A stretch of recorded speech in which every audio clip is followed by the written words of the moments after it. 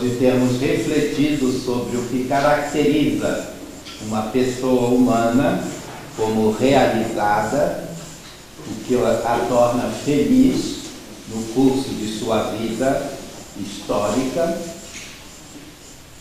e numa visão cristã para todo sempre, o que a torna feliz para todo sempre, trata-se agora de examinar o caminho que conduz a esta realização.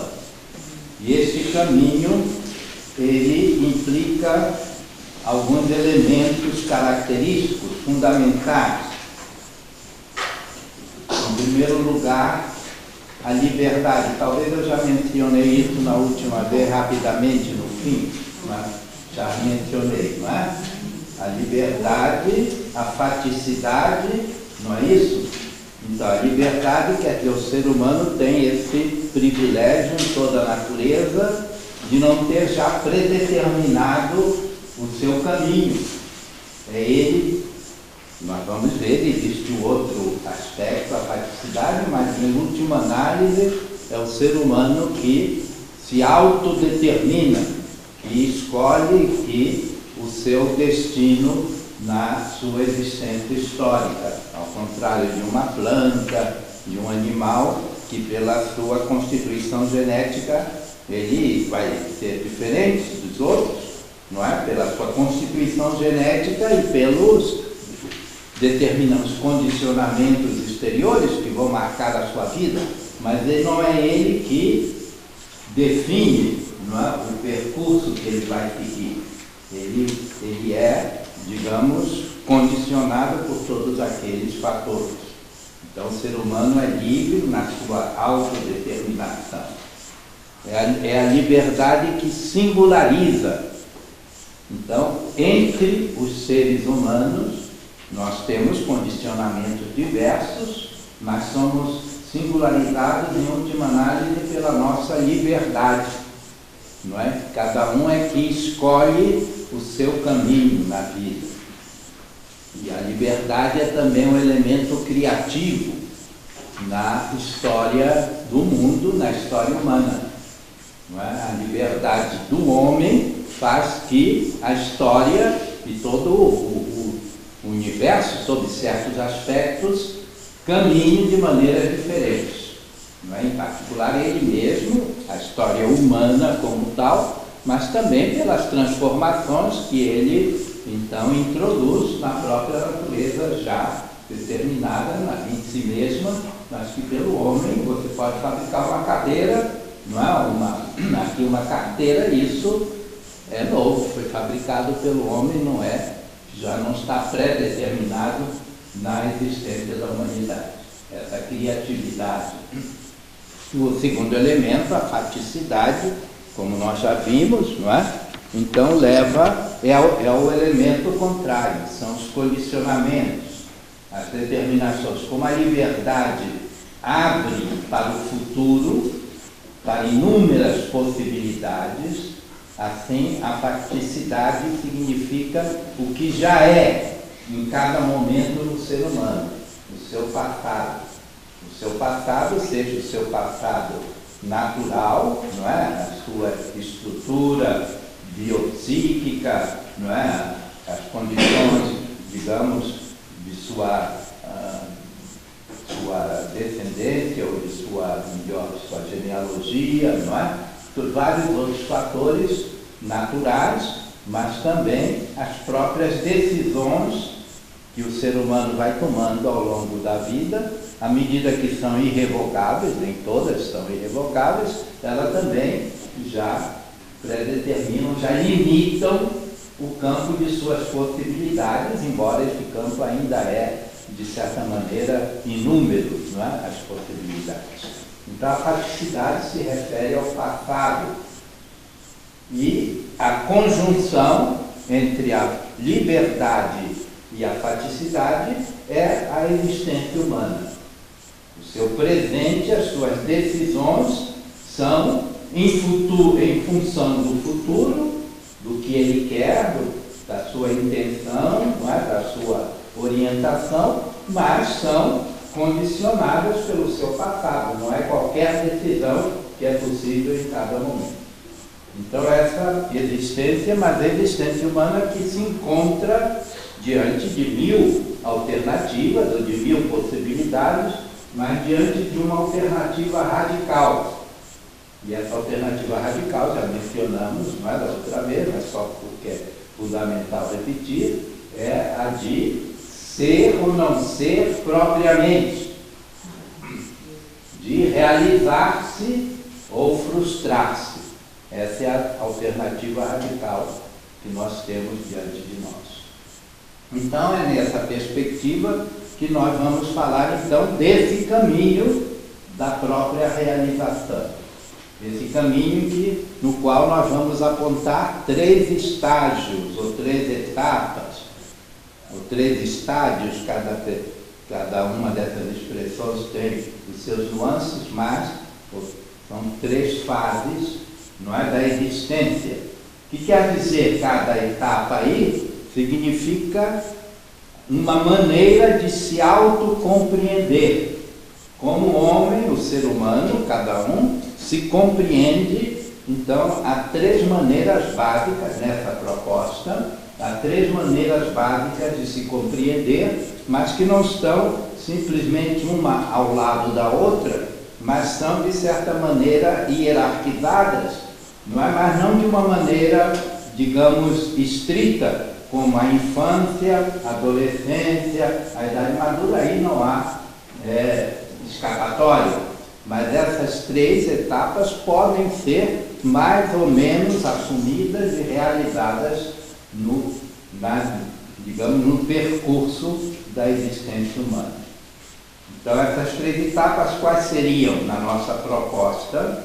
Esses 3 estilos de viver, 3 configurações da existência, a autocompreensão, não é? Então, a primeira nós vamos chamar de etapa hedonística, e tem, portanto, um caráter, podia se chamar, mais subjetivo, e ela corresponde a, digamos, a seguir os impulsos espontâneos da natureza. Depois vamos explicar mais, vai ser o assunto de hoje, não é? Essa etapa hedonística, os impulsos espontâneos, não é? Em função de bens, não é? Tudo que se procura são sempre bens, de bens particulares, tendo como critério a satisfação, o gozo, o gosto, o prazer, e tendo, portanto, como centro o próprio indivíduo.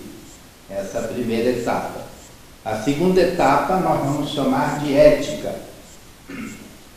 E ela tem, então, um caráter mais objetivo.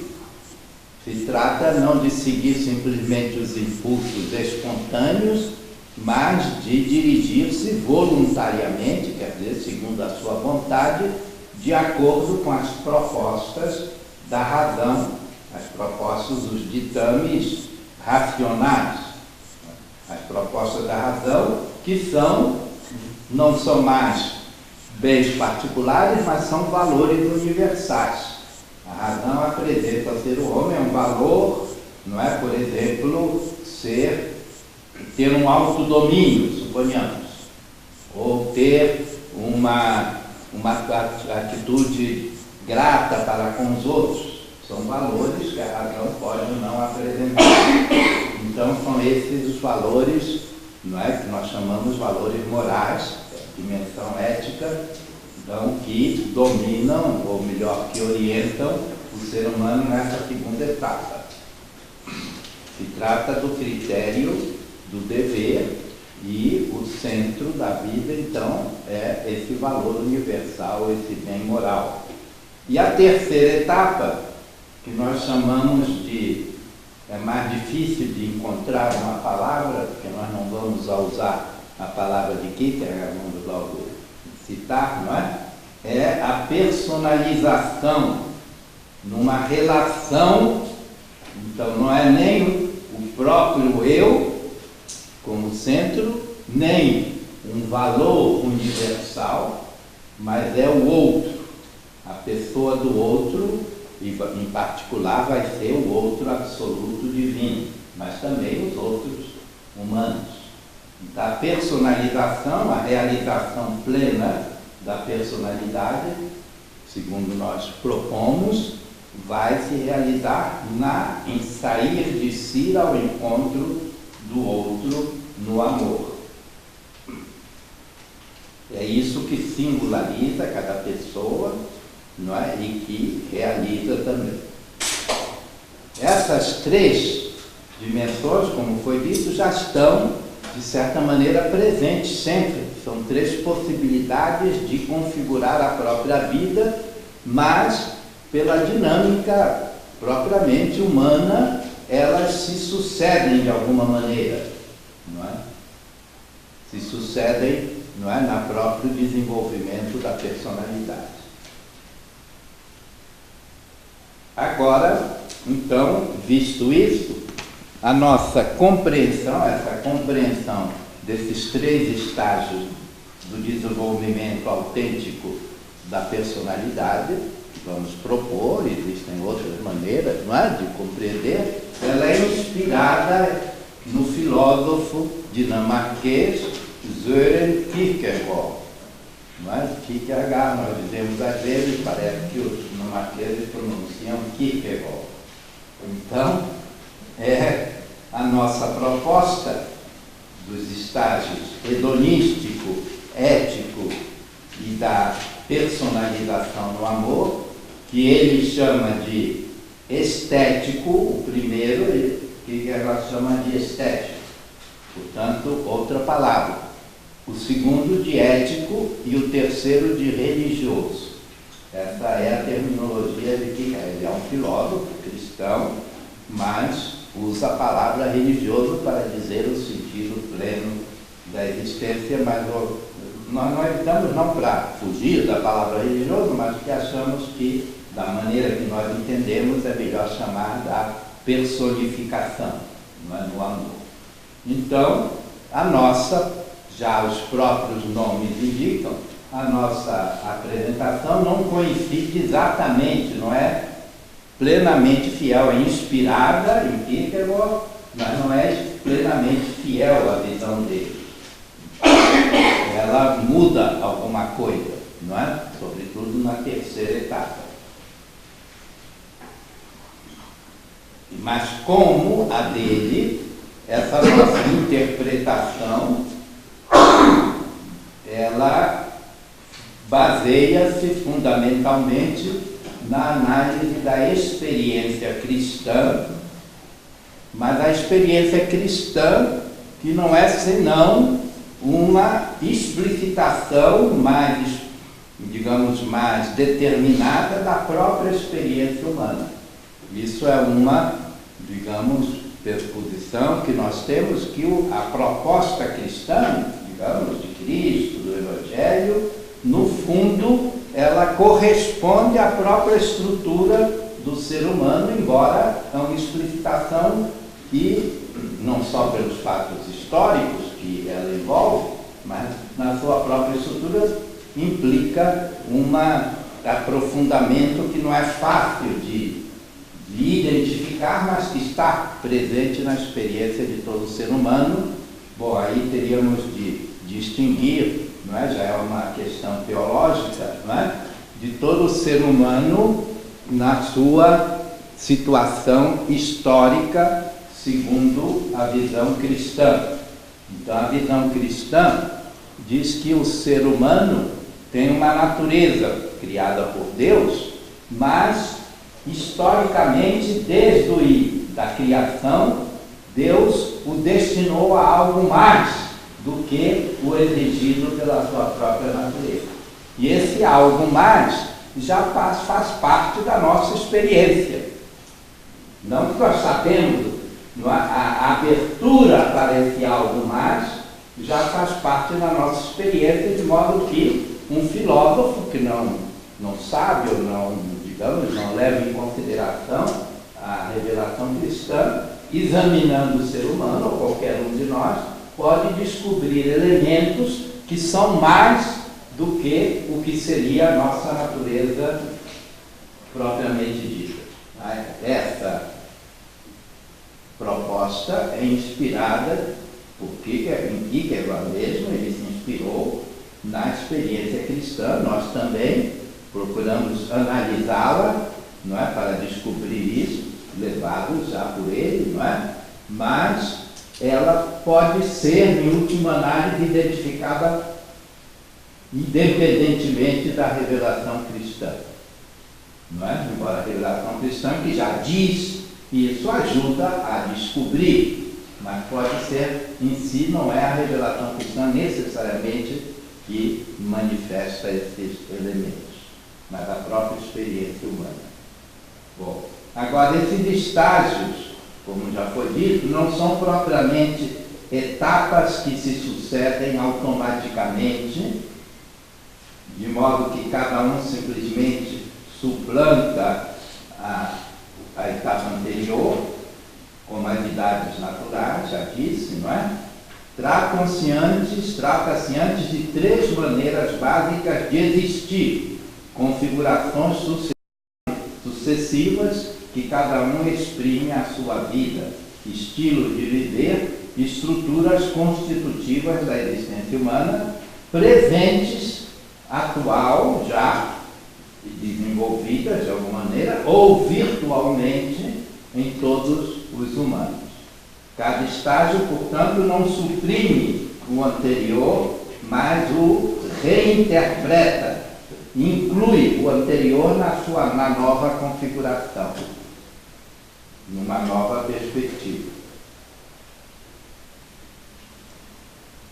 Cada indivíduo encontra-se, segundo essa proposta, em cada um desses estágios, conforme a perspectiva dominante que caracteriza o seu modo de existir naquele momento. Então, são 3 estágios, não é? Mas que estão sempre, de alguma maneira, presentes, mas em cada momento da existência predomina um deles, não é? E os outros, mesmo, quer dizer, e o primeiro que costuma predominar é esse estágio hedonístico que nós vamos apresentar. Depois ele vai sendo superado, integrado nos outros estágios, mas digamos, as raízes dos outros já estão presentes sempre no ser humano. Então, pode acontecer que eu desenvolva, por exemplo, um estágio desses, numa determinada dimensão da minha vida, vamos supor, a vida profissional. Eu estou lá no estágio ético, vamos supor. Mas na vida afetiva, na minha relação com o meu mundo circundante, eu vou estar mais no estágio 1.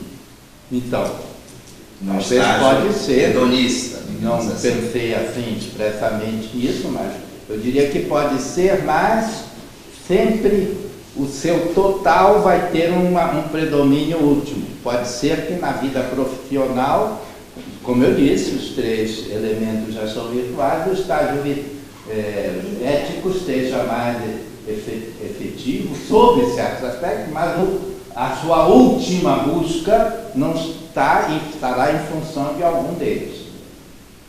Segundo a proposta, nós vamos ver melhor. Deu para entender? Bom. Então, mas podem fazer perguntas, não é? Uma curiosidade, talvez eu esteja antecedendo a questão. É o senhor estaria disposto a aceitar a passagem entre esses estágios, como o Kierkegaard faz, a partir de uma escolha radical ou não? São escolhas radicais, não é? Mas não escolhas exclusivas de um estágio contra o outro. Quer dizer, cada estágio tem, quer dizer, deve ser superado para os 2 primeiros, não é? Devem ser superados para uma realização plena, segundo o Kierkegaard e eu, mas elementos de cada estágio continuam válidos e reintegrados no outro. Então, são escolhas radicais. Não é? Radicais nesse sentido, que comprometem ou que reinterpretam toda a existência. Então, a partir daí surge uma inquietação minha em relação ao Kierkegaard. Porque se a passagem do estágio, por exemplo, estético, ou como o senhor denomina, hedonístico, ao ético, é marcado por um momento em que os valores morais têm uma autoridade sobre o indivíduo, qual seria a autoridade dos valores, dos preceitos morais do estágio ético, se essa autoridade depende de uma escolha radical do sujeito? Permite uma escolha radical. Qual a autoridade dos valores no estágio ético, se essa autoridade depende de uma escolha radical? Porque me parece que não há uma autoridade dos valores morais se ela depende necessariamente de uma escolha radical. Não é que a escolha radical, como é que diz, constitui os valores éticos, mas a escolha radical é pelos valores éticos. Não sei, depois vamos ver, talvez esclarecer melhor pouco a pouco, não é? Mas pelo que eu entendo. Bom, então, como nós vimos, Kierkegaard denomina a primeira dimensão de estética, mas entendendo o termo no significado etimológico do grego aesthesis, que significa sensação. Estético para nós é na linha da arte, não é? Tem razão, hein? A beleza. A beleza, mas não é esse o sentido básico da palavra. Porque a beleza é sensível, não é? Né? Para os gregos, de certa maneira, toda a arte tem elementos sensíveis. Na música tem sons, não é? A pintura, a escultura, todas as artes têm uma dimensão sensível, por isso chamam estético. Mas aqui não se trata do sensível enquanto artístico, mas da sensação como tal, quer dizer, daquilo que é provocado por um estímulo sensível. Em vista da ambiguidade, portanto, desse termo, que refere-se normalmente à experiência do belo, nós preferimos caracterizar este primeiro estágio como hedonístico, ou também até podia se chamar de erótico, enquanto se caracteriza pela busca do prazer, a satisfação do desejo. Como é sabido, o termo eros, em grego, significa o amor como desejo. É isso, erótico não é necessariamente sexual, em grego, nem em português, não é? Mas tem o sentido, aquilo que é a dimensão do desejo na existência humana. Um desejo intenso. Aqui, portanto, tomamos erótico ou hedonístico também, no sentido de desejo e realização, e o prazer que vem da realização do desejo. Então, qualquer desejo de algo fundamental que põe em movimento a existência de cada um de nós e a própria história da humanidade, que é movida pelos desejos de bem, de algum tipo de bem. Entretanto, enquanto equivalente a hedonismo, o desejo em questão é o desejo egoísta, que visa simplesmente o prazer do indivíduo, o desejo de possuir ou preservar algo que causa prazer e de evitar o desprazer, o desagradável, o aborrecido, a dor, tendo o prazer como seu único objetivo. Então, esse seria a primeira aproximação do que nós chamamos desse estágio hedonístico. É verdade que nem todo desejo é motivado pelo prazer.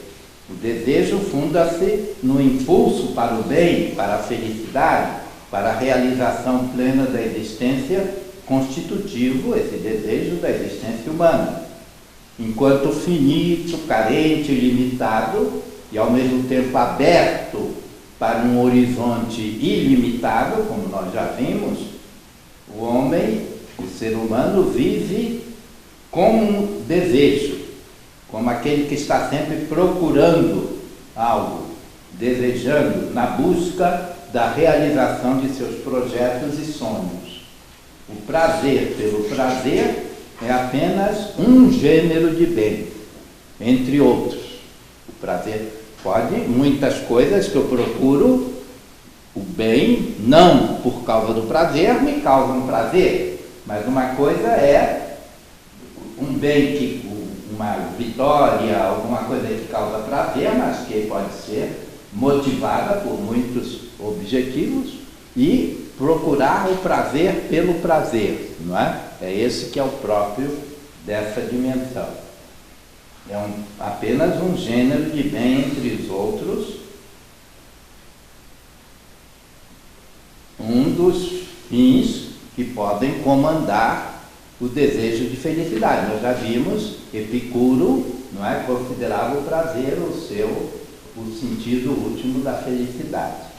Mas é justamente o que caracteriza o estágio estético de Kierkegaard, chamado hedonístico por nós, é exatamente o prazer pelo prazer.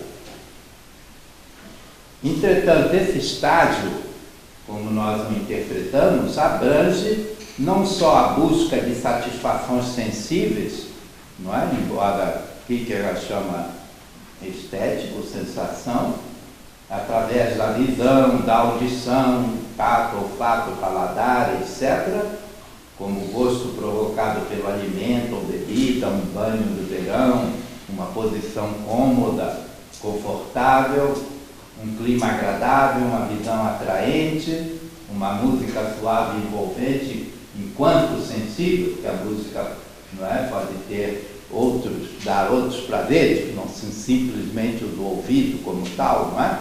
Mas, em todo caso, o prazer que nós estamos falando, prazer pelo prazer, não é necessariamente um prazer meramente sensível. Há, porém, outros tipos de prazeres, por exemplo, o que chamamos, ou podemos chamar de prazeres psíquicos, como se sentir-se amado, admirado, respeitado. O prazer do sucesso, de uma vitória ou conquista, dá prazer, mas não é um prazer sensível. Mas procurar o prazer pelo prazer está na fase hedonística, mesmo que seja um prazer não puramente sensível. Dá para entender? Então, também, por exemplo, o prazer de possuir, de dominar, de subjugar os outros, pode dar prazer a alguém, isso, não é? Então, são prazeres, não é, buscados em si mesmos, por exemplo. Então, nós podemos ainda enumerar os prazeres propriamente estéticos, despertados pelo belo da natureza ou da arte. Os prazeres intelectuais, você entendeu uma coisa, resolveu um problema, criou algo novo, não é? Descobriu uma ideia nova, tudo dá prazeres intelectuais, provocados por uma intuição luminosa, por exemplo, a solução de um problema. E também até o prazer de nível moral, a alegria de fazer o bem. Também pode dar para muita gente prazer, não é? Fazer o bem, mas é uma alegria, não é? De outro nível, mas uma coisa é os vários tipos de prazeres e outra coisa sentir o prazer ou buscar o prazer como último objetivo. Dá para entender a diferença. Então, buscar o prazer como o sentido de minha vida está nessa fase, não é? Da hedonística. Não sei se está ficando muito repetitivo, vale a pena assim, explicar assim? Está dando para acompanhar. Então, para entender bem essa busca de sentir prazer própria do estágio hedonístico, é necessário também distinguir entre desejo, no sentido estrito, e desejo no sentido de querer. O querer também é um ato da vontade, mas implica um desejo, mas não é puramente um desejo, é voluntário. Então é distinguir entre o desejo espontâneo e o desejo e o querer voluntário. Dá para ver a diferença? Eu sinto vontade de uma coisa, mas não faço aquilo. Aquele foi um desejo espontâneo. Se eu quis, eu assumi aquilo. Dá para entender isso? Então, no primeiro caso, eu já disse, trata-se do desejo espontâneo, uma atração que surge em nós por algo capaz de produzir um gosto, um prazer, qualquer que seja. O querer, por outro lado, também é uma forma de atração pelo bem, nesse sentido, implica um dever, porque eu estou atraído por um bem, mas é um desejo arbitrado racionalmente e assumido voluntariamente. Isso é querer. Neste caso, a atração espontânea é ou ratificada pelo consenso da vontade, eu vejo aquilo, acho bom e quero. Então foi ratificado o desejo pela vontade.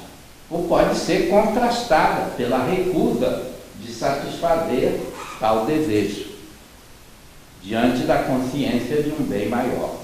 É próprio da razão avaliar o bem proposto de acordo com a escala de valores assumida por cada um. O que aqui é melhor para mim, não é? O que é que eu acho melhor? Em cada momento, às vezes, muda a escala conforme, não é? Na situação concreta, você mudou sua escala, não é? Predominou um valor que, teoricamente ou em geral, não era para você o valor decidido. A decisão da vontade corresponde àquilo que a pessoa julga no momento ser para ela o melhor, na sua escala de valores atual. É possível que abstratamente, como já disse, ela tenha outra visão, considerando, por exemplo, que ter saúde é mais importante que comer um bombom de chocolate, não é? Pode ser que você ache que é mais importante ter saúde, mas chegou uma hora que você mudou sua escala e preferiu, achou melhor, porque você quis, achou melhor comer o bombom, não é? Dá para entender? Contudo,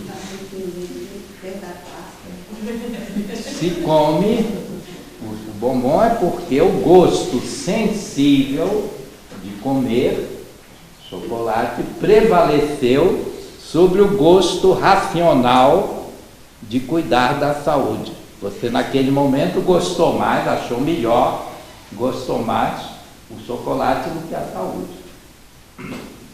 Bom, outra pessoa, porém, pode ratificar racionalmente o desejo de comer o bombom, porque não lhe faz mal. Então, ele pode achar isso é bom também, gostoso é bom, é um bem, e não faz mal à minha saúde, eu posso sentir aquele prazer, não é, de comer o chocolate, tá certo? E não está impedido por um outro bem.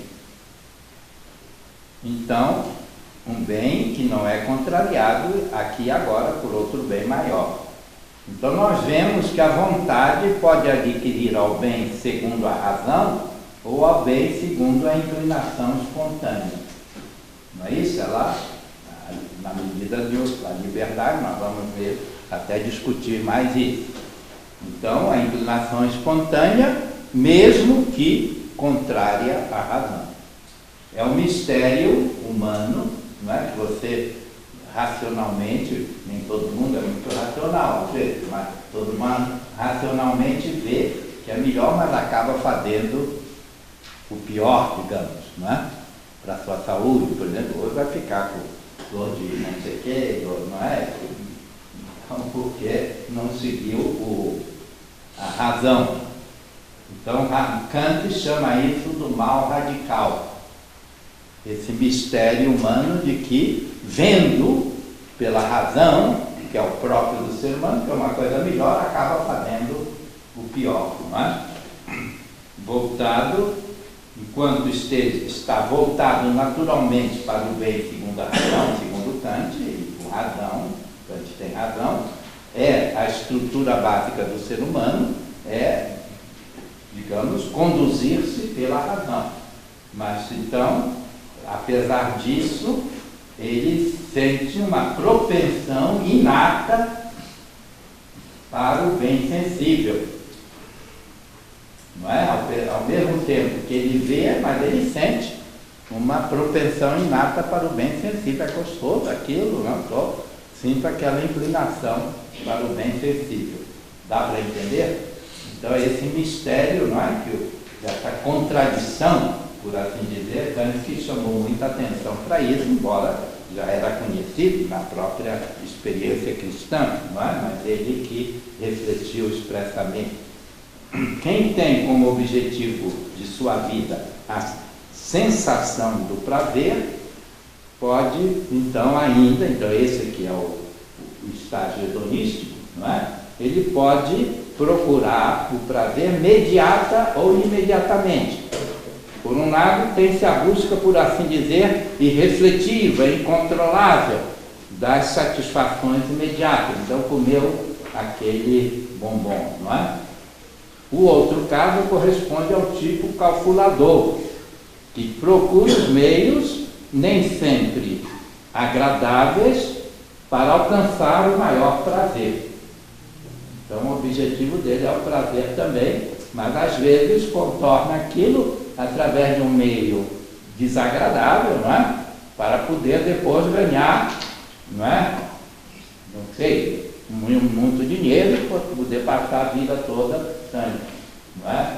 Trabalhou um pouco, mas o objetivo dele é ganhar dinheiro mesmo, é o prazer.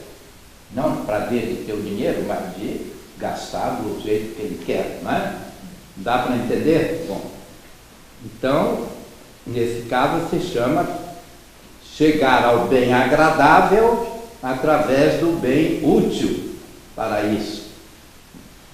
A procura do prazer é mediada, então, aí pelo que se denomina não a razão moral, aquela que nós falamos antes, mas a razão instrumental. A razão instrumental, o nome dado por vários Habermas e outros hoje, não é? Para designar aquilo que vê o meio melhor para chegar ao seu fim. Qual é o fim? Pode ser qualquer um. Então, o meio melhor para chegar ao fim, isso é a razão instrumental. A razão ética, moral, é aquela que, a razão como tal, segundo aqueles que admitem isso, como nós, é aquela que mostra o bem verdadeiro, digamos, o bem moral, não é? Nesse sentido. E os fins e depois para chegar a esse bem. Então, nesse caso, portanto, a razão instrumental ordena os meios para o fim que neste caso é a própria satisfação egoística, a realização de um projeto de vida autointeressado. Dá para entender, não é? Então, isso. Agora vamos ver em Kierkegaard mais diretamente, nesse estágio nós seguimos, basicamente, talvez não exprimimos tão bem com ele, é um grande pescador e escritor também, não é? Mas, em todo caso, seguimos a linha de Kierkegaard nesse estágio. Então, quais são os traços dominantes ou determinantes? Já apresentamos, mas agora focalizar alguns traços segundo Kierkegaard. Então, esse estágio que se caracteriza pela imersão completa na esfera do prazer egoísta, podia ser chamada a sensualidade, mas não no sentido meramente sexual, não é? Não, mas a sensualidade quer dizer da sensação, do sensível. A figura de Dom Juan, então, vem isso. Kierkegaard personaliza o hedonista na figura de Dom Juan, o sedutor. É a personagem de uma lenda datada provavelmente do fim da Idade Média, na Espanha, que foi, por Dom Juan, o nome em espanhol. E essa lenda foi traduzida literalmente, ou melhor, literariamente, em primeiro lugar, numa peça teatral de Tirso de Molina, um escritor espanhol clássico, não é? Tirso de Molina, a peça foi editada em 1630. Mas a lenda já havia, mas Tirso de Molina foi o primeiro que aproveitou essa lenda para fazer um teatro, por exemplo, não é? Uma peça teatral. Em poucas palavras, porque não vamos aí falar longamente disso, né? Trata-se das aventuras amorosas de um nobre espanhol, Dom Juan Tenório, que, então, resumindo, não é? As aventuras amorosas. Mas, finalmente, o pai de uma de suas vítimas enfrentou e matou num duelo. A lenda. Algum tempo depois, voltando a Sevilha, então, não o pai matou. O Dom Juan Tenório matou o pai da vítima num duelo, não é? Tá certo? Então, voltando a Sevilha, ele vai ao túmulo do morto. E por gozação, Dom Juan Tenório, por gozação, convida a estátua funerária para um jantar. E a estátua aceita o convite. E convida, vai ao jantar, mas lá convida também o Dom Juan para uma refeição na sua tumba. Já lembra, não é? A estátua, então, ao vê-lo chegar na tumba, a estátua se vinga dele, arrastando-o para o inferno, onde ela já está, não é? O reino dos mortos, sei lá, não é? Então, a história teve um sucesso retumbante, essa lenda, na literatura mundial. Foi reproduzida de diversas maneiras, não é? Cada um a seu modo, não é? Os escritores, autores famosos. Primeiro Molière, grande do teatro francês, Alexandre Dumas, não é? Também romancista francês do século XIX, Baudelaire, poeta, não é? Também importante. Entre os ingleses, Lord Byron, no romantismo, Bernard Shaw. Entre os russos, Pushkin, na língua portuguesa, mas não no Brasil, não sei, mas em Portugal, Guerra Junqueiro e recentemente Saramago. Não é? Já morreu ou está vivo ainda? Não morreu. Morreu há pouco, não é? Entre muitos outros, também outros, mas menos conhecidos. Então essa lenda teve uma grande divulgação. Bom, aqui já não estamos ainda nos estágios, mas vale a pena ter a ideia de onde é que Kierkegaard se inspirou. Mas ele se inspirou propriamente na célebre ópera de Mozart, Don Giovanni, que é sobre essa lenda, mas é uma ópera. O libreto foi escrito não por Mozart, como é costume em geral, mas por seu colaborador, o italiano Lorenzo da Ponte. E o libreto mesmo já é muito bem escrito. Mas o genial para Kierkegaard é, contudo, a maneira como Mozart traduziu musicalmente esse drama, exprimindo através de seus acordes, com sutileza e profundidade, as diversas tonalidades dos sentimentos envolvidos numa síntese superior entre o sério, que está na história, não é? Um pouco, e o burlesco, é uma coisa engraçada, meio doida, não é? Mas tem uma seriedade porque é o sentido da vida e tudo mais, não é? Então, Mozart, segundo Kierkegaard, soube exprimir isso de maneira admirável na sua ópera, na própria música da ópera. Então, Kierkegaard escreveu uma interpretação penetrante e sofisticada da ópera, publicada no primeiro volume da obra já citada. Nós não citamos a obra, eu pulei, não é? As obras de Kierkegaard que falou dessa questão das 3 etapas, não é? Então, quais são as obras? Que página é? É antes um pouco. É aqui.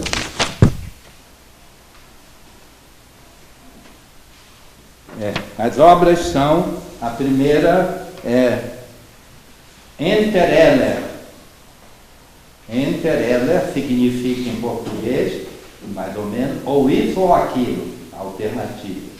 É uma obra de Kierkegaard, em 1843, que se refere à alternativa básica da existência.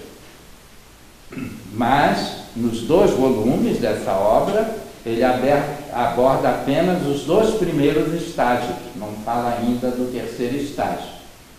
O estágio religioso, Kierkegaard, é analisado no livro Temor e Tremor, também do mesmo ano de 1843, não é, que em dinamarquês, não sei bem se eu estou pronunciando certo, seria mais ou menos Freit og Beden, não é? Mas não sei se está certo em todo caso. Finalmente, ele retoma o assunto de modo mais sistemático e completo na obra de 1845, Etapas no Caminho da Vida. Então aí ele faz uma visão de conjunto, não é? Essas são as obras de Kierkegaard. E essa interpretação diretamente da obra, da ópera como tal, se encontra nessa primeira obra, mas não, depois ele faz a reflexão aplicando, não é, a questão do caminho da vida. Então agora vamos ver quais são os traços fundamentais, não é, desse caminho ou desse estágio hedonístico segundo Kierkegaard. Então, sobretudo, num dos capítulos chamado O Diário de um Sedutor. Não é? Então, nesse capítulo, ele apresenta mais o estágio hedonista, o estético para ele. E ele recorre aí à sua experiência. Kierkegaard teve uma fase boêmia na vida, não é? Quando era jovem, etc.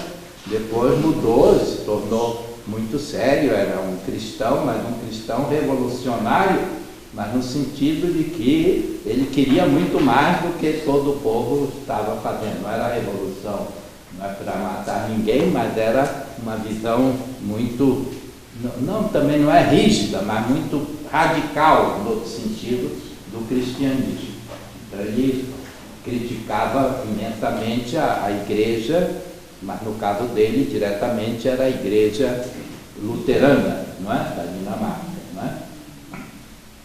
Achando que eles não eram cristãos de verdade, não é?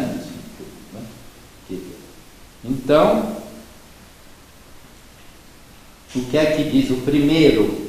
Então, o primeiro traço, nós já vimos, não é? É a busca do gozo imediato e passageiro. Trata-se de viver tão somente para um instante de gozo, tentando colher a plenitude de cada instante. Não é? Mas esses instantes são sempre passageiros. Naquele momento ele está sentindo, mas aquilo acaba logo, não é? Então, o objetivo assim é gozar a vida, aproveitando todas as oportunidades de sensações fortes, agindo segundo o gosto, capricho, as inclinações imediatas. Deparamos assim com um hedonismo imediatista, não sofisticado, que busca simplesmente o que agrada e foge de tudo aquilo que faz sofrer, cansa, aborrece, transformando o dia a dia em enfadonho, tentando, né, transformar o dia a dia em enfadonho num mundo interessante, de sensações, não é? Especiais por qualquer meio. Tá certo? Então esse é o primeiro traço, não é? A busca do prazer imediato e passageiro. Um segundo traço podíamos chamar o egocentrismo possessivo. Em busca contínua de todo tipo de prazer, ou esta busca está marcada por um claro egocentrismo orientada para a afirmação do eu, da própria autossatisfação como critério absoluto. Na verdade, o valor supremo para quem está assim condicionado por essa busca de prazer não é propriamente o prazer, quer dizer, é o prazer, não é? Ou qualquer outro bem, mas é ele mesmo. Ele está procurando a sua autossatisfação, é o seu prazer, mas é ele mesmo que ele está procurando, não é? Ele se considera como centro do mundo que gira em torno dele. O outro é apenas oportunidade de distração, não é? De satisfação dos seus desejos.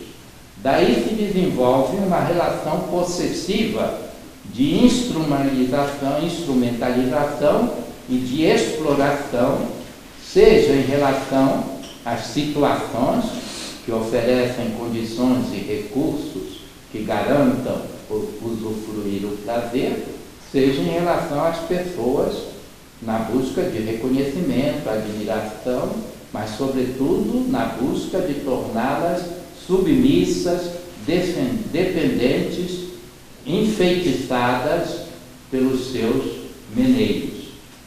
Então, nós podemos dizer que o objeto do desejo de Dom Juan, ou do homem hedonista, segundo o Kierkegaard, não é propriamente nem a riqueza, nem o poder ou prestígio na sociedade, mas o outro, ou mais ainda a outra, não é? Segundo a descrição de Kierkegaard, sobretudo pelo prazer de conquista e de submissão. É esse o prazer propriamente que Kierkegaard sublima. Não precisa ser para o hedonista exatamente isso, mas é isso que ele sublinha. Então, incapaz de possuir fisicamente, não é? As mulheres, em muitos casos, não é? Por seu próprio desinteresse, porque não era bem isso que ele estava querendo, ou por circunstâncias, não é? Que impedem, chegou o pai naquela hora, qualquer coisa, não é? Então, Dom Juan, por assim dizer, não é? As viola moralmente, com a sedução, a fim de subjugar a dimensão sensível, podia dizer, animal, não é? Que ele usa de seu ser. No fundo, ele não pretende verdadeiramente conquistar suas vítimas, e muito menos comprometer-se com elas, estabelecer laços definitivos. Seu deleite consiste simplesmente em fruir, gozar o rubor da face de uma jovem apaixonada, assim que ela descreve. Dá para entender mais ou menos, não é?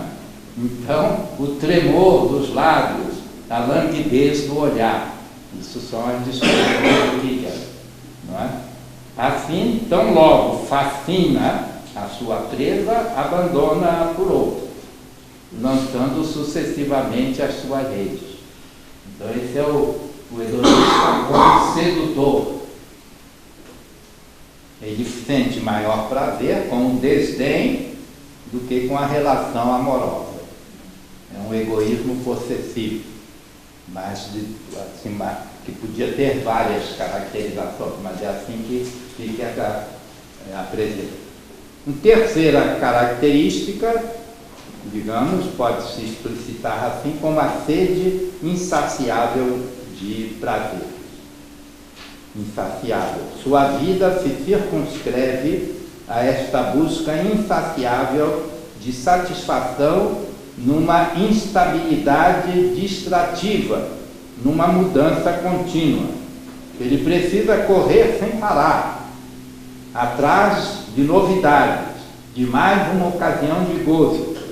Todo o seu empenho está em excogitar novas possibilidades de satisfação numa permanente experimentação. Sua imaginação está sempre ativa para inventar arbitrariamente toda a sorte de artifícios que proporcionem novos instantes de prazer.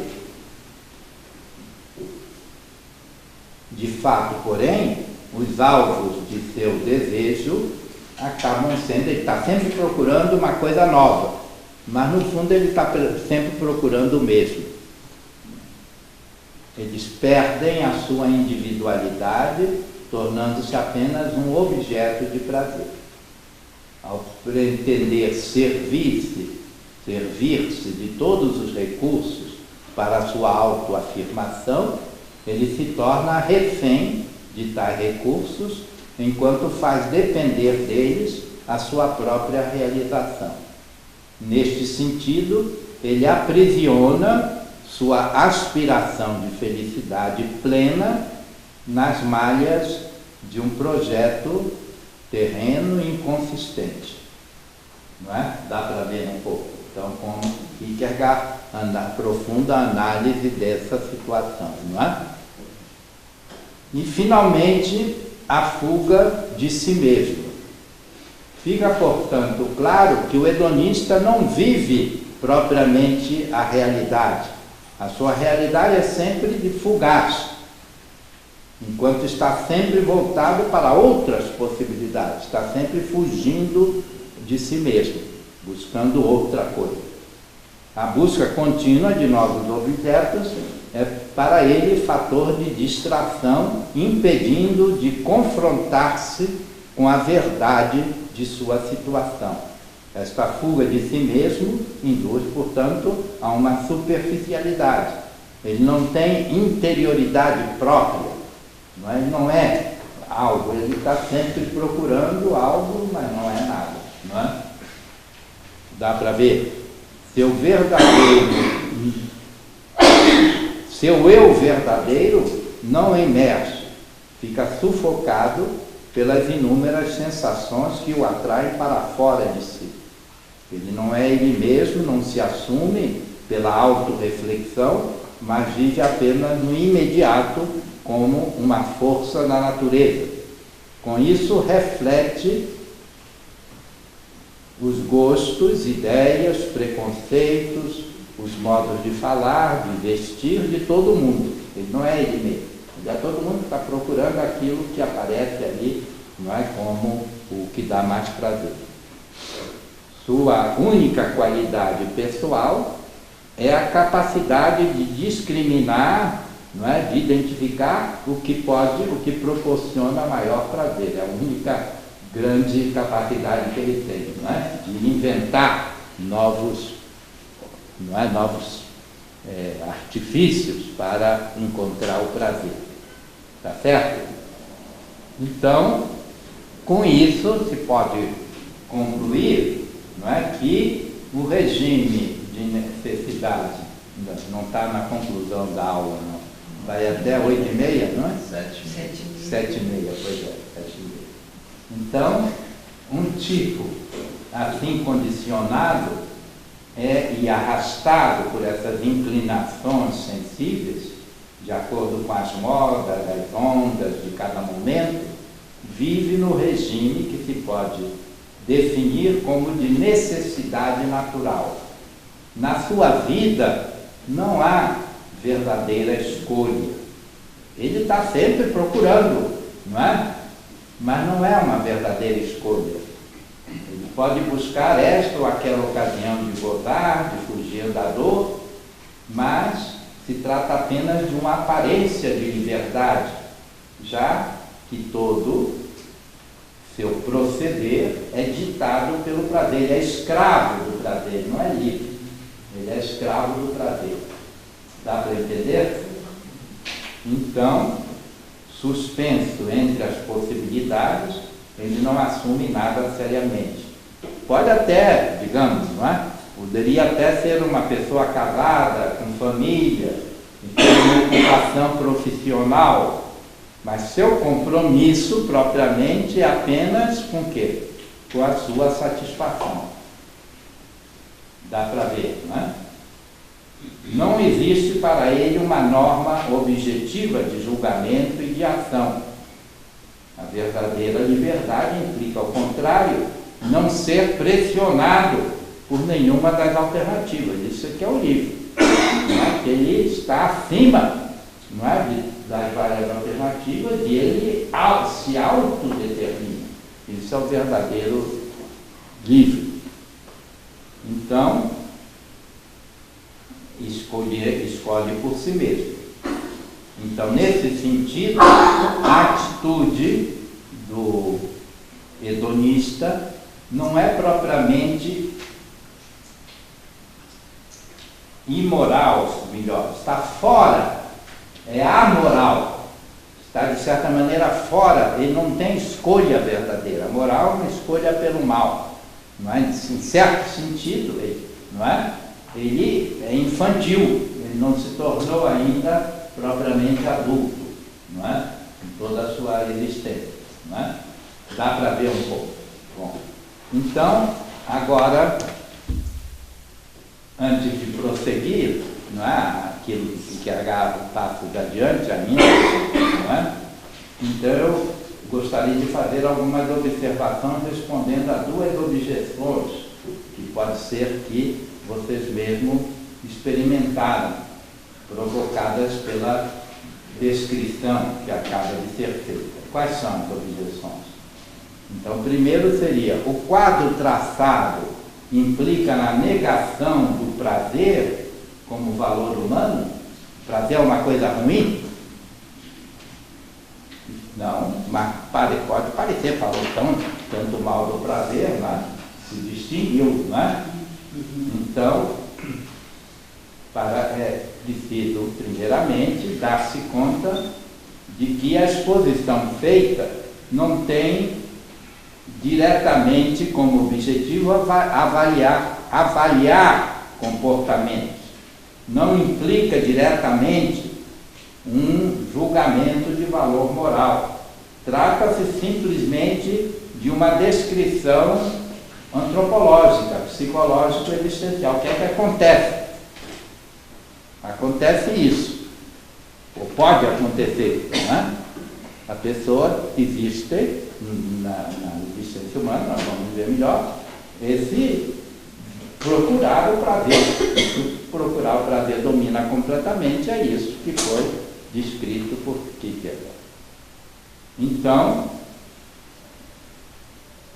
colocar o prazer imediato como valor supremo, o seu próprio eu em primeiro lugar, sem restrições de qualquer espécie, que é a hipótese considerada, leva naturalmente, em graus diversos, aos comportamentos indicados, essa sensação, quer dizer, como digo, Kierkegaard trata um tipo, não é? Mas, em geral, ele fala de qualquer, digamos, sentido da vida, compreensão da vida, orientada só pelo próprio prazer, qualquer que seja a maneira, não é? Ou o tipo de prazer.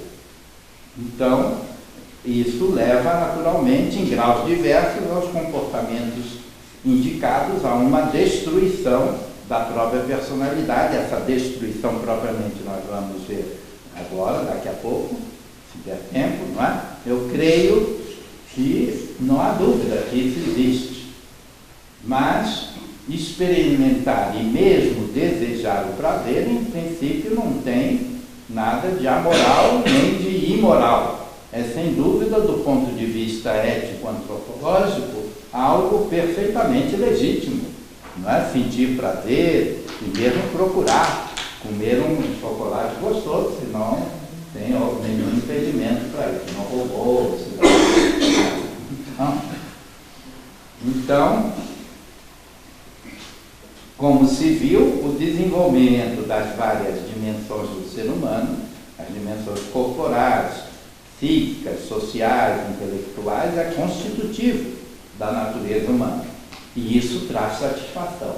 Então, o desejo de crescer nas várias dimensões é válido e traz satisfação.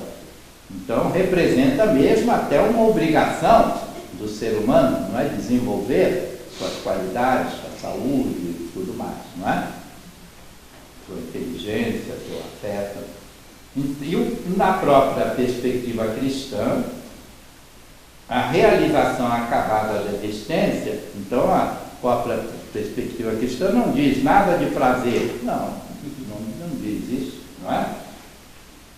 Só acontece na vida pós-mortal. A plena realização, na visão cristã, só acontece numa vida pós-mortal, de comunhão plena com Deus e com toda a sua criação, por Jesus Cristo e no seu espírito de amor. Entretanto, a salvação cristã não é? Já está presente na história, mediada pela ação humana que corresponde à proposta de Deus. Ela pode ser experienciada em múltiplas antecipações da plenitude futura no nível dos valores criados, em termos de uma vida feliz, bem-sucedida, em muitas dimensões. Esta afirmação funda-se em dois elementos básicos da revelação cristã: a criação, Deus viu que tudo era bom, não é? E a encarnação, e a ressurreição de Cristo, que recriou o mundo destruído pelo pecado. Pertence, portanto, à vida de cada cristão, como exigência do amor, a busca de uma autêntica realização e felicidade nesta vida, bem como o empenho na criação de condições de vida que favoreçam a realização integral de toda a humanidade. Então, realizar-se, sentir o prazer de realizar-se, embora, segundo a visão cristã, nunca vai ser perfeito aqui, mas é válido e até uma obrigação. Não é isso? Dá para ver? Bom, então, e tudo isso, já citei isso um pouco na última vez, não é? Ficou muito claro, não é? No Concílio Vaticano II, especialmente na Constituição da Audiente Spes. Chama-se a reabilitação da chamada, na visão de muitos cristãos, que era uma visão mais negativa, não é? Então, a reabilitação das chamadas realidades terrestres contra a tendência unilateral dominante em certa concepção tradicional da vida cristã, não é? Uma tendência a desprezar, não é? Nesse vale de lágrimas, vivendo resignadamente na esperança do paraíso. Tá? Aqui não adianta procurar nada, nós vamos esperar só no futuro. Só não é. Hein? Terminou a peleja? No paraíso também, esperar só o paraíso. No paraíso. Tá certo? Bom. Então, a questão é, então, como orientar definitivamente a própria vida, assumir ou não o prazer como valor supremo. Aí é outra coisa. Dá para ver? Então, permanecer ou não nesse estágio, que é, por o prazer como valor supremo, é o estágio hedonista. Então, permanecer e entender sua vida definitivamente assim, ou em qualquer momento, entender essa vida assim, e como último, não é? Como valor supremo, isso não seria, então, a visão cristã. Bom, agora, então, isso foi a primeira objeção, não é? Se era o prazer, então era uma coisa sem mar, não é? Descartável. Agora, a segunda objeção.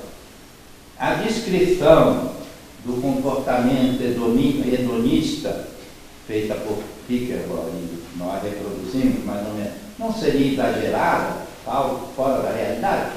Todo mundo está só procurando prazer e seduzindo os outros, etc., não é? Então, a pergunta é essa. Deu para entender? Então, como é que nós vamos tentar resolver essa objeção? Então, não seria exagerada, padre, no sentido que hoje a gente vive muito essa cultura, a supervalorização de uma cultura hedonística, e a gente vê os resultados do que isso. Isso, vamos falar disso, vamos falar. Então você já está respondendo ao que está dizendo que não é exagerado, mas vamos então tentar explicitar mais, não é a sua resposta, mas vamos falar da cultura de hoje daqui a pouco, não é? Então, a imersão total na busca de prazeres, basicamente sensíveis, não é? Embora, como disse, haveria outros tipos, ocorre certamente, mas não pode ser considerada como algo, aparentemente, é a pergunta, não é? Como algo universal, um estágio necessário da construção autêntica da personalidade. Essa é a pergunta. Então a maioria das pessoas não vive aquelas atitudes de Dom Juan, não é?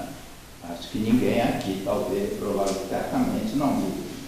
Então, não há dúvida que Kierkegaard exacerbou os traços de que ele chama o estilo de vida estético, inspirado na figura de Dom Juan, que exprime o paroxismo da busca de prazer para poder sublinhar bem os seus traços, não é?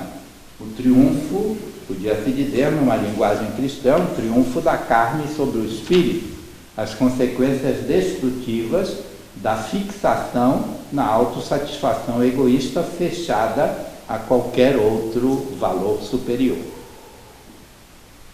Mas, por que essa descrição não valeria, de algum modo, de todo mundo, não é? Ou da maioria das pessoas? Será uma construção fantástica que nada tem a ver com a realidade, se for considerada como uma dimensão constitutiva da existência? Então, para responder, até agora estamos quase explicitando a objeção, não é? Então, para responder, então é importante apontar para o seguinte fenômeno. À medida que nós emergimos, nós seres humanos, não é? Para a vida consciente, a criança vai crescendo, não é? Na sua família, então a sociedade nos transmite, através dos pais, dos educadores e de outros fatores, um arcabouço normativo da cultura vigente. Não é isso? Existem no nosso ambiente normas morais ou de outros comportamentos sociais, boa educação e tudo mais, mas também normas morais, não é nesse sentido. Convenções sociais, critérios morais de comportamento e mandamentos religiosos, não é? Bom, nós somos ensinados desde criança sobre o certo e o errado. É verdade ou não? Mais ou menos, não é? Hoje em dia está mais problemático, exatamente, vamos ver. Sobre diferentes aspectos, não é? Nós absorvemos espontaneamente a escala de valores predominante, por vários motivos. Não porque por um motivo muito elevado, mas em todo caso absorvemos, não é? Freud viu muito bem o caráter indispensável, nós já falamos disso outro dia, não é? O caráter indispensável da cultura como elemento de limitação do impulso natural dos indivíduos, regidos, segundo Freud diz, pelo princípio do prazer. Então, são dois princípios, não é? O princípio do prazer. Então, para ele, a sublimação, por exemplo, na arte, na moral, desses impulsos é condição para a sobrevivência coletiva da humanidade. Senão fica todo mundo querendo tudo e vai então ser lobo para o outro, não é? Um homem é lobo para o outro homem, não é? Como dizia Thomas More. Não, Thomas More, talvez isso também, mas o César que disse mais foi o nosso inglês também. Hein? Locke? Não, hein? Thomas More. Hobbes, Thomas Hobbes. Ah, você disse Thomas More, você disse Thomas Hobbes. Não. É Thomas Hobbes. Hobbes. Então disse Leviatã. muito certo, muito certo. Bom, então, de fato eu entendi Thomas More. Então, de fato, a nosso ver, as normas morais não se fundam diretamente no consenso social, como outros acham, não é? A sociedade está nos dando essa norma, mas para nós o fundamento autêntico não é simplesmente a sociedade, mas a própria razão humana, a consciência humana expressa pela lei natural ou, em termos kantianos, pelo imperativo categórico. Mas, então, elas podem ser assumidas a partir dessa reflexão sobre a experiência pessoal dos valores éticos, mas também, então, pode ser assumida essas normas conscientemente, racionalmente, criticamente, mas também podem ser assumidas de maneira infantil e refletidamente no processo educativo da família, da escola, ou de maneira inautêntica em função da pressão social por medo, por conveniência. São várias maneiras, vários motivos que podem levar a gente a assumir essas normas morais. São assim observadas para evitar, então, nesse caso, consequências desagradáveis ou para conformar-se aos padrões valorizados no mundo em que se vive. Então, aí sim, então chamei a atenção para esse fato, que espontaneamente nós vamos assimilando normas. E o que é que estão a consequência disso? Em virtude desses controles, os impulsos naturais de que falamos não se manifestam normalmente com a veemência que lhes apresenta, ou que lhes empresta aqui, que eles são contrastados por essas normas, ou assumidas pessoalmente, ou por medo, ou por vários motivos. Dá para entender? Então, são coibidos, não é? Muitas vezes já no seu nascedouro. Entretanto, se nós olhamos de frente para nós mesmos, verificamos que todos nós experimentamos, de algum modo, esses desejos egoístas de prazer. Todos nós temos. Então, se não tem nenhum limite, nenhuma barreira, então isso vai para frente. É o que o Kierkegaard mostra. Dá para entender? Então, não fossem as travas mencionadas, seríamos capazes dos excessos retratados pelo pensador dinamarquês. Todos nós seríamos capazes das maiores absurdos. Não é? Ou é ou não é? Não sei o que vocês acham. Não é?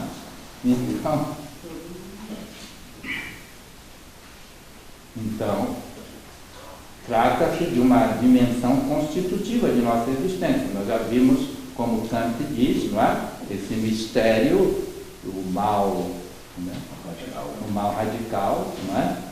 E, de fato, o que predomina no mundo de hoje e de sempre, senão a lei do mais forte. Não predomina, de certa maneira, a lei do mais forte?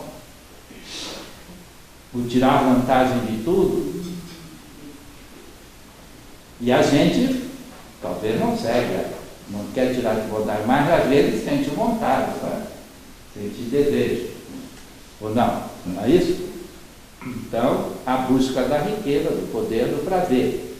Ainda que muitas vezes sob a capa de uma moderação, para manter no interesse próprio a respeitabilidade, o modo de vida não seria, para muitos, para nós talvez, a autoafirmação centrada em si mesmo, acima de qualquer outra consideração, é um impulso natural do ser humano. É isso que Kierkegaard exagera, por assim dizer, porque não está olhando para esse outro fator limitador que pode haver, mas que não retira essa, não é, tendência à satisfação na nossa vida. Teve uma pergunta em relação a isso, que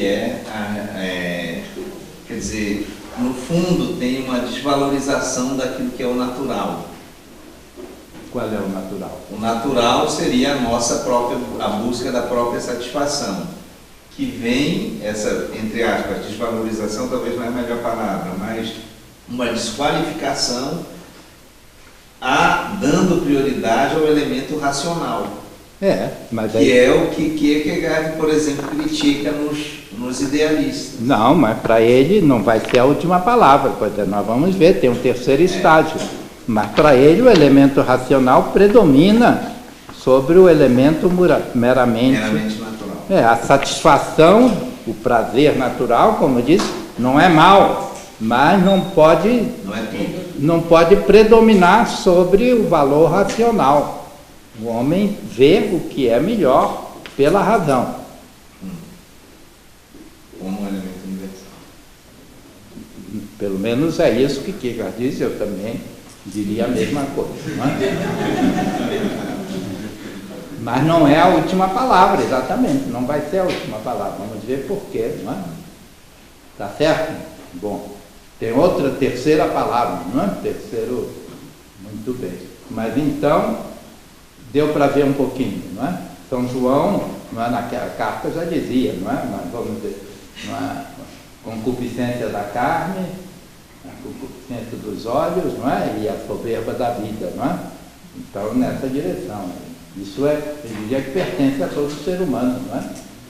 Bom, então, agora, isso está mais forte na cultura atual, a civilização do hedonismo.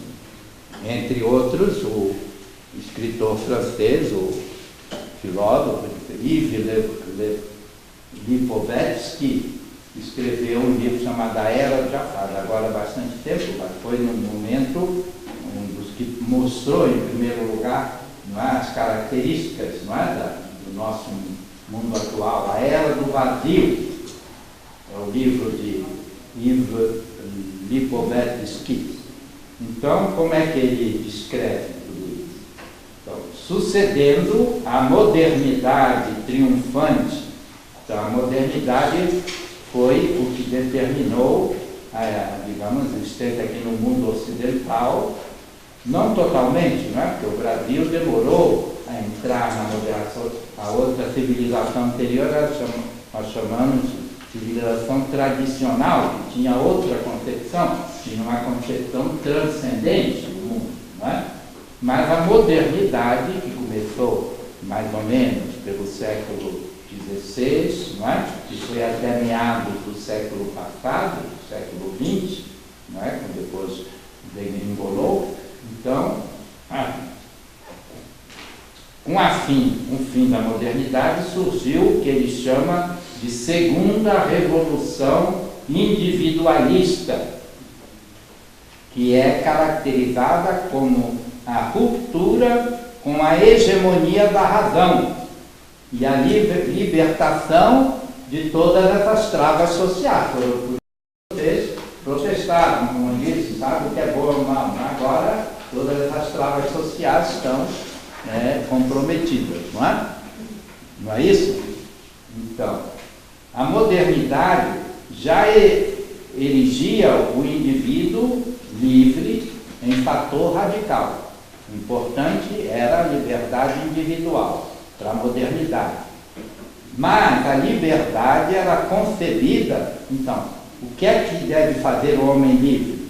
A liberdade era concebida como adesão aos valores morais universais, mais ou menos interpretados de uma ou de outra maneira. O homem deve ser trabalhador, o homem deve ser sério, não deve roubar. A modernidade não dizia que deve roubar. Roubar sempre roubaram, não é? E hoje, na sociedade tradicional também, mas ali sabiam que roubar era pecado. Na sociedade moderna, sabendo que roubar era contra as regras do Estado e da sociedade, não é? Não é isso, não é? Então, e acreditavam nisso. A mentalidade estava introjetada de muita maneira. Podia roubar, mas sabia que estava errado, não é? Então, a liberdade era concebida como adesão a esses valores, não é? Eles imergiam os indivíduos em um sistema rígido de regras uniformes, mesmo na modernidade. Vocês aí não viveram a modernidade? Eu ainda vivi, não é? Mas vocês quase ninguém viveu, não é? Mas então, sustentando esse sistema por ideologias monolíticas e totalizantes. A ideologia cristã, pode-se dizer, não é? O cristianismo transformado numa série de regras de ideologia, né, que dizia, vocês não podem fazer isso, não podem fazer isso, devem fazer isso, devem fazer aquilo.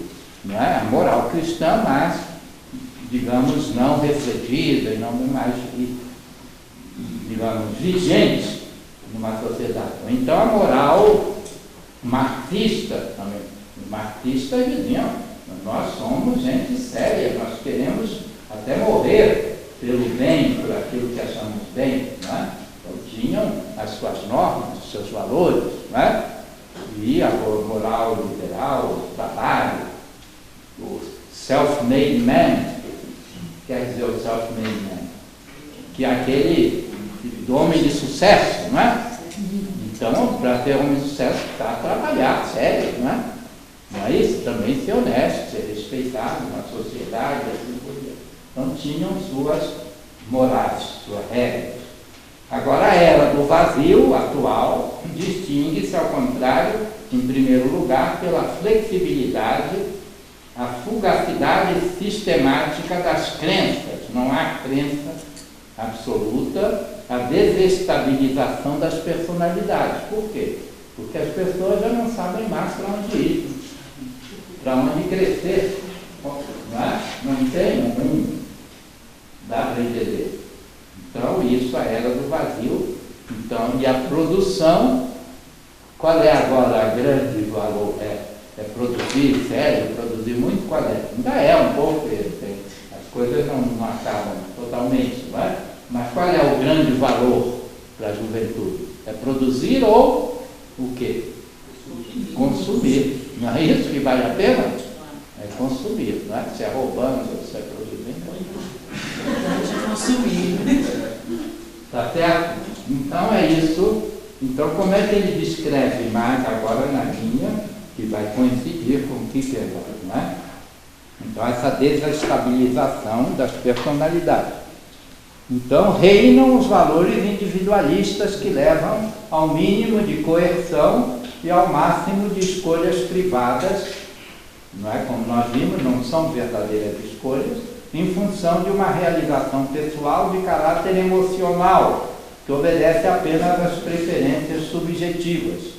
Daí o narcisismo hedonista, a liberação pessoal, o estímulo, resumindo, não é? O estímulo à satisfação das necessidades e desejos potenciados pela propaganda, a legitimação de qualquer gozo, tudo vale, não é? A glorificação do sexo, a valorização do natural é válido, mas aí é um valor supremo, não é? E o culto do corpo também, de novo, é válido, mas o culto do corpo acima, não é, de qualquer outro, digamos, restrição. Então, instala-se assim um império do efêmero, como nós vimos em Kierkegaard. A instabilidade resultante do consumismo sem freios, alimentado pela multiplicação e diversificação da oferta, em vista de proporcionar sempre novas escolhas, como dizia Kierkegaard. Isso já é descartável, isso já passou, agora eu quero um novo celular, um novo não sei o quê, não é? Vai jogando fora. De outras maneiras, é a satisfação, não é? Que se procura sempre nova, não é? Então, alimentado,